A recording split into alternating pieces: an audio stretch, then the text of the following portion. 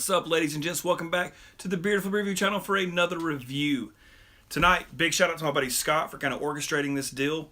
He ended up getting us 2 bottles of Hipster Brunch and 2 bottles of Rye Hipster Brunch from Oddside ales. So I got the regular one out tonight. This is the one my wife wanted to drink. Tried to get her to join the review, but she wasn't into it. So this is Oddside Ales Hipster Brunch Stout. Stout brewed with maple syrup, aged in bourbon barrels, with coffee and bacon added. 11% ABV out of Grand Haven, Michigan, I think. I've seen a couple reviews on this, but I've kind of cut them short because I didn't want to know what everybody thought. And as you can see, I did my best. I put on my flannel, my glasses, my fedora. This is actually a polo dress shirt. This is not flannel. I don't own any flannel. My wife has a flannel shirt and I don't. And I don't ever wear these glasses, even though I'm supposed to. And I don't wear a fedora. I got it in New Orleans on a trip. So we will go back to the normal attire, which is the backwards strap back hat.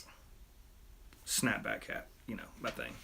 Anyway, with the opener, hip hop glass at HIP_hopped on Instagram. My dude in California.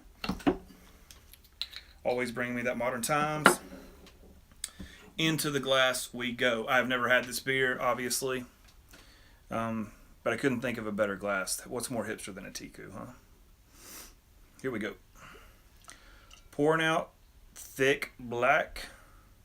Really dark cola.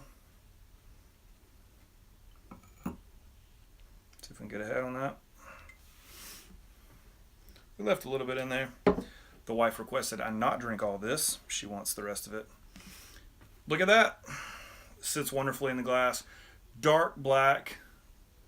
No light coming through anywhere. Had about a pinky of off-white mocha head. Dissipated super quick. Leaving some alcohol legs on the glass though. Looks pretty oily.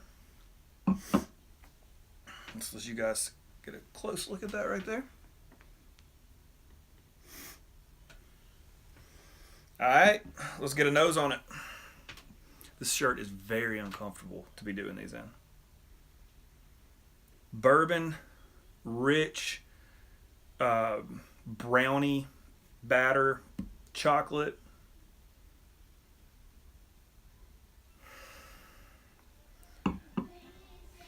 You know, I ain't even gonna make it up. I'm not getting any bacon for real. Maybe, nah, let's not. There's definitely a maple syrup undertone to this thing too, though. Like some sweet molasses, maple syrup, bourbon, all poured over a huge brownie. That's kind of what it reminds me of.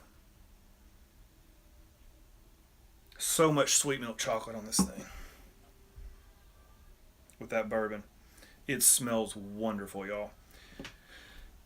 Who was I watching? I watched somebody who said they got more bacon from the bottle. That was like the first thing he did was, you know, the whole thing kind of smells like if you were eating a brownie for breakfast. Like it's got that strong syrupy maple tone with this bourbon added. I mean, I just want bourbon for breakfast. We're having pancakes in the morning. Oh, it smells amazing, y'all.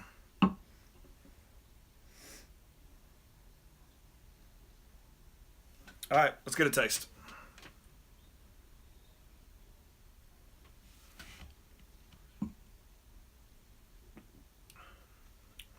Mouthfeel medium plus. Got a good oiliness about it. So much chocolate, y'all. So much.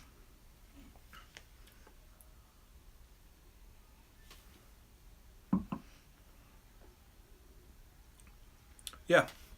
All right, wonderful notes of bourbon, just beautifully done. A little bit of maple syrup, which that could get more prominent as it warms. This bottle's pretty warm though, but not as warm as sometimes I've had other maple beers where they come out more. I would say bourbon, chocolate, maple syrup is present. I don't get any bacon.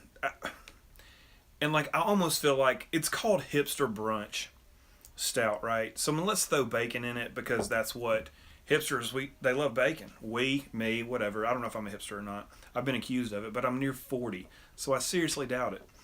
But I'm just not. There's no bacon. I mean, there was bacon. There probably was bacon, but there's no bacon coming off this glass.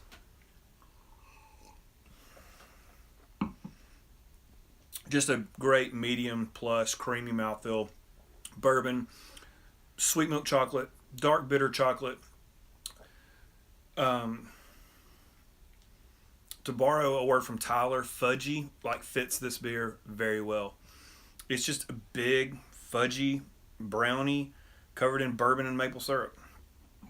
It's good, really good. Very much enjoy it. Not gonna lie, it is kind of boozy, 11%, but I would not dare age this thing. I just wouldn't age it.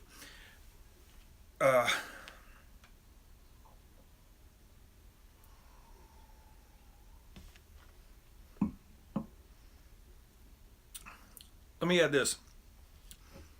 No, you know what? It's there. I'm just mistaking some of it for chocolate. But there's a dark roast. That bitterness on the back end is it's a dark roasted coffee, I think, that I'm getting to. It's not just roasted malts. There's that coffee in the back that is not turned peppery. It's just perfect. And it comes across as like a roasted bitterness. It's really good. Scott, man, thanks for hooking me. This bottle cost me. I got this bottle and rye for $20 shipped. You can't. It's what if the bottle alone was $10. It's worth it. I'm gonna quit talking. Like, comment, subscribe. Please check out all these other videos if I have them popping up. Until next time, y'all. Cheers.